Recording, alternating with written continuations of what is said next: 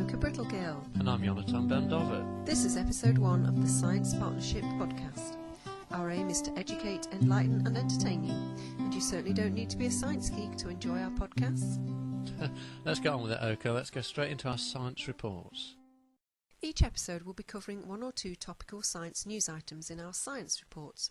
Whichever of us is best placed to talk about the subject will be quizzed about it, so expect some lively debate. Right, let's take a look at the crazy world of scientific journalism with our next feature, Brainy Hacks. In Brainy Hacks, we aim to expose a hack who has credulously reported a science issue without questioning its blatant silliness. Today it's the turn of our favourite popular UK science magazine, which reports on melting Antarctic ice sheets. Jonathan has the details. Yes, Oka, I had quite a giggle over this one. The article was in New Scientist magazine, and it mentions glaciologists who are concerned that the West Antarctic ice sheet will collapse over the next few centuries, raising sea levels dramatically. Well, the report tells us that they needn't worry, as a key piece of physics has been overlooked. Without explaining why, they go on to assert that as it melts, sea levels around it will fall, not rise, fall. And if that's not enough, they then state that because the mass of ice has shrunk, its gravitational pull on the seawater will be weaker. According to the report, there'll be a lot less seawater slopping around lower parts of the ice sheet, simply because it has less gravity. I think this is a simply scandalous assertion, which the hackers left uncommented and unchallenged. Surely the gravitational pull of the ice sheet is truly negligible. So this report makes it straight into our Crazy Hacks Hall of Fame. If any of our listeners would like to calculate the localised drop in sea levels resulting from reduced gravitational attraction from the disappearing ice, we'd love to hear from them. What do you think? A few micrometers? Maybe less. Who knows? Welcome to In the Library, where we review either a classic science book or a recent publication. In this episode we're going to take a look at meteorology, as seen by Gavin Preta-Pinney in his book The Cloudspotters Guide. Ah yes, The Cloudspotters Guide. That was published back in 2006. I came across it again on my bookshelf recently and had another entertaining read through some of it. It's certainly not a formal textbook, but that doesn't mean you won't learn anything from it. Each major cloud type is described and supported by a good smattering of well-researched meteorology. There are loads of excellent photos, and despite its chatty and accessible style, it even covers some relatively obscure stuff such as nacreous and noctilucent clouds. Really, the only grumble is that the author feels obliged to suggest that the increased frequency with which noctilucent clouds are now seen might be an indication that recent global warming is due to our activities. Well, there may well be global warming, but this is certainly not evidence that it's man-made. Hey, Oki, you've read the Cloudspotters Guide as well, haven't you? I have, Jonathan, yes. I bet you've got a completely different take on it to me. Almost, yes. I really enjoyed this book. It's unusual and a bit quirky, but for me its strength is in the way it captures the fun, artistic, whimsical properties of clouds and also the science associated with them. Whimsical?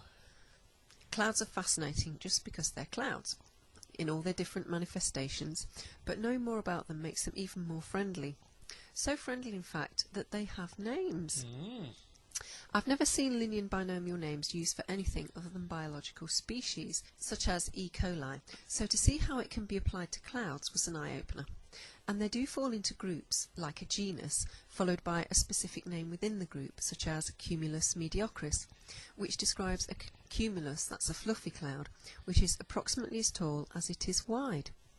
I also found the account of the pilot who survived bailing out of his plane and making it down to the ground via a massive storm incredible.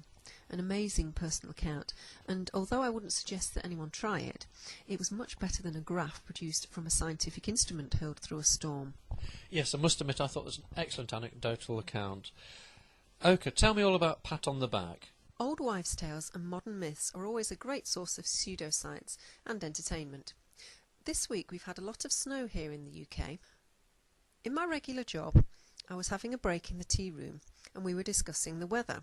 Most of us being English, you won't find that too difficult to believe. However, the wee Scottish lassie that works with us said, "Oh well, you'll no have so much snow here, it's too cold to snow." Too cold to snow. I've heard that one before as well, Oka. And I've got to say, I'm sorry to say, it's usually from less well-informed people that you hear this kind of rubbish. I think we've got some very good evidence that it's really very unusual that it might be too cold to snow. Yes, I'm sure it snows in very cold places like the Arctic or the Antarctic. I'm sure they get lots of snow, and it's minus 27 at least. Yes, it certainly is very cold there. I think that perhaps the misunderstanding arises because generally in England, when it's very cold, you have clear skies, which usually preclude snowfall, or alternatively, when it's very cold, the air is also very dry, which means that the actual water vapour content of the air is low, and snowfall is reduced or absent. Certainly, though, very low temperatures are certainly no bar to snowfall. Yes, exactly. I think that in this country we get a very cold snap, which we're obviously not used to, and then when the cloud cover increases, it does gets very slightly warmer. So I think you're right about that, Jonathan.